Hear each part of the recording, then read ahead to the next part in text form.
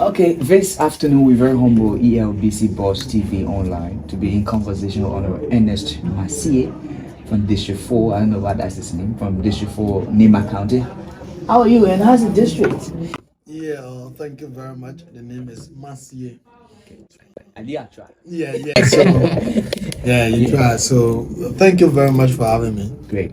I on your mean, platform this afternoon. yeah, Happy yeah. for this time. How is the district? I know you had a very contentious election. You know, back to back, there were reruns in some areas. Now you've won, you've taken seat. I mean, how are you committed to the promises you've made to your people in terms of implementation as we head to the Yeah, so we are back on that process already. Some of those things we said during the election was we were not going to be a representative of one particular region. Take, for example, where you come from, because our people have this notion that whenever you are from a particular region, once you win, you are the representative of that group of people, which we promise them no. Our leadership will be about uniting the district in general and working with the entire, inhabitants of different regions of the district to make sure that yes, we bring peace, development to our people. So we have been working on that.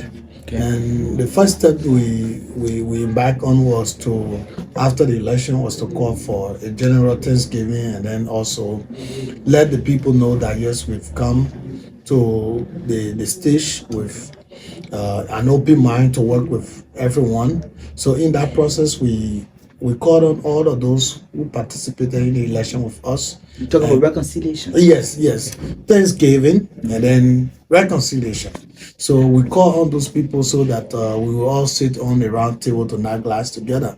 And gracefully, we have 8 of those, people. You mean former contenders? Yeah, contenders and Supporters and stuff. yeah. So I'm talking about contenders.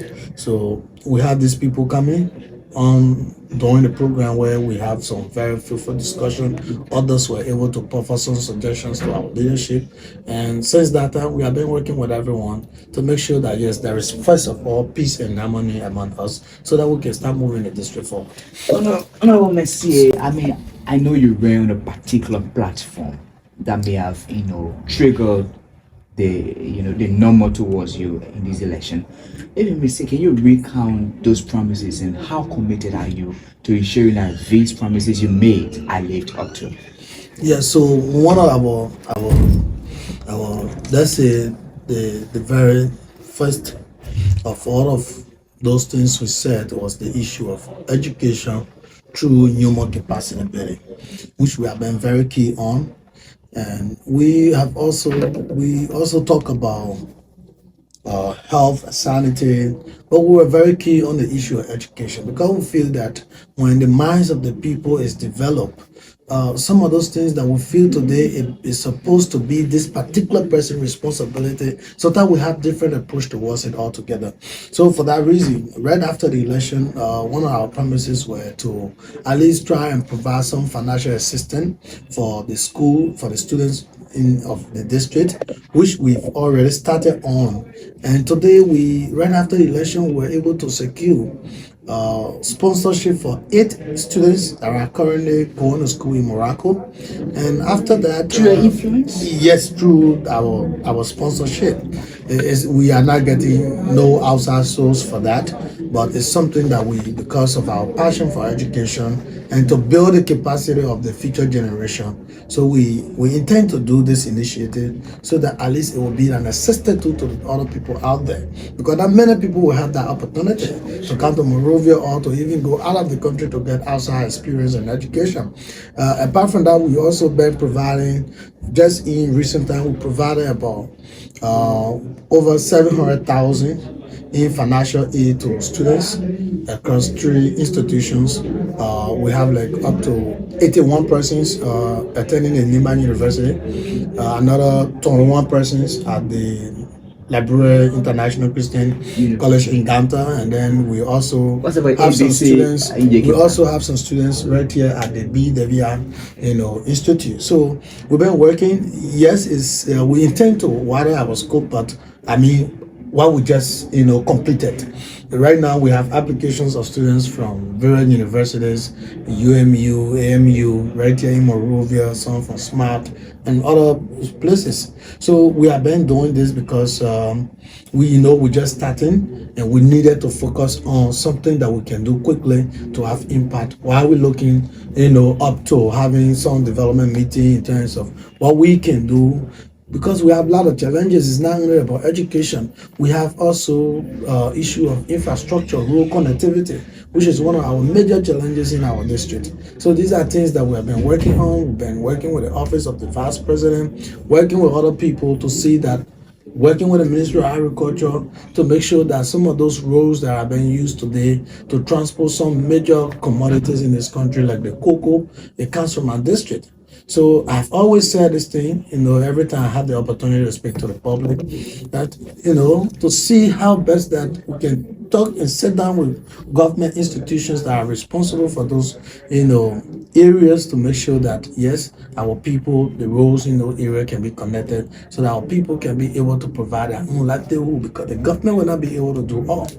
So these are things that we have been working on, and yes, there are a lot of other things on our platform, but it's something that we have to take time that we can get it done, and some of them they are already in the pipeline, and the rest of it. Great. I mean, you represent a district that is predominantly occupied by cocoa. I mean, cocoa farmers. Yes. Yes. So the issue of rural connectivity is also key to ensuring that these products get on the market. Yes. I mean, how committed, in terms of rural connectivity, how is the district?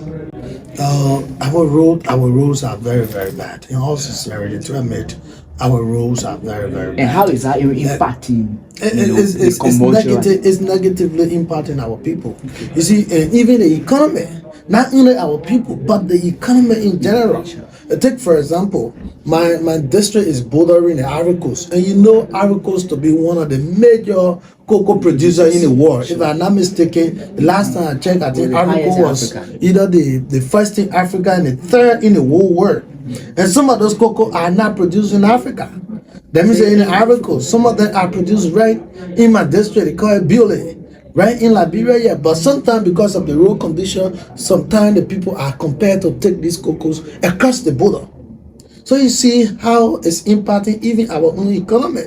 So we want to let the government know, to see how best we can all sit down and see a way forward, how these roads can be. It's not going to cost the government millions of dollars. It just requires rehabilitation and maintenance. But again, like I said, gracefully during the campaign period, that was one of my requests to the current vice president. Being a senator of the county, I've always been on his back that Chief, we need to make sure and see how we can help these people fix the road. And he made a commitment that right after the election he's going to do it. So today the road from Campley going all the way to Bopley is being rehabilitated by the initiative of the vice president, and we are grateful to him. It's not the only road in the district. There are other roads that he may not be able to do all.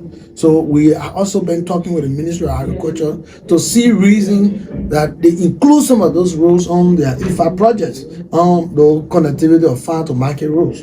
So these are some of the efforts that we have been making. Yes, so it has been very challenging, but we are hopeful that in a few months from now, things will happen, for our people. Just on the final level of the road issue, you think what will happen, if these rules you talked about are functional and pliable, that will easily, ensure the free movement of the There are a lot of benefits to that. Nationally, you see that you're going to increase your revenue in terms of tax collection, duty payments on those cocoa, on those products that have been, illegally shipped to Ivory Coast. The people there, whenever you are shipping any commodity out of any country, what it takes in terms of custom duties and fees. So the government should also be looking at that we are losing resources to other people out there because we don't have the proper infrastructure in place. And again, the people who are doing the production over there, they are able to get what they're supposed to get. Because if you pass through the night your cocoa to Ivory Coast, they don't buy it with the price you're supposed to, sell it to, because you are doing illegal business. So it may Africa way more closer. Yes, definitely. Most of the people along this belt, most of the activity is spread in Ivory Coast. So the government need to do everything to encourage them to bring their produce to Monrovia. And how do they bring their produce to Monrovia if you don't have those rules? So it's a very big deal for our people, and by rehabilitating or maintaining these rules, it's going to increase the revenue, the overall revenue that you collect from the cocoa sector. Is that part of your agenda as you? Oh, definitely. It's one of the commitments I made to the people. We will make sure we use our oversight responsibility to make sure that these rules are fixed. At least within doing this 6 years time, we have to do so. Other than that, our people will always depend on the government to do everything. Today, a kilo of cocoa is sold for not less than $750, and some of the people over there, they produce tons of those cocos. So imagine a man who gets 20 tons of cocoa. You think you're going to have time for representative? You're not even going to have time when the government give job on that. You're going to encourage other people. You provide jobs for a family and livelihood for the people in that area. So that's why we are very, very key on this issue of road connectivity, especially for our people, on that side. There are other needs in the place that we, as time goes by, will be working with it. But again, these are very, very major ones that we are talking about today. Honorable Manseah, thank you so much for talking to State Radio and Boss Television. Thank you very much also for having us. Thank you. Okay.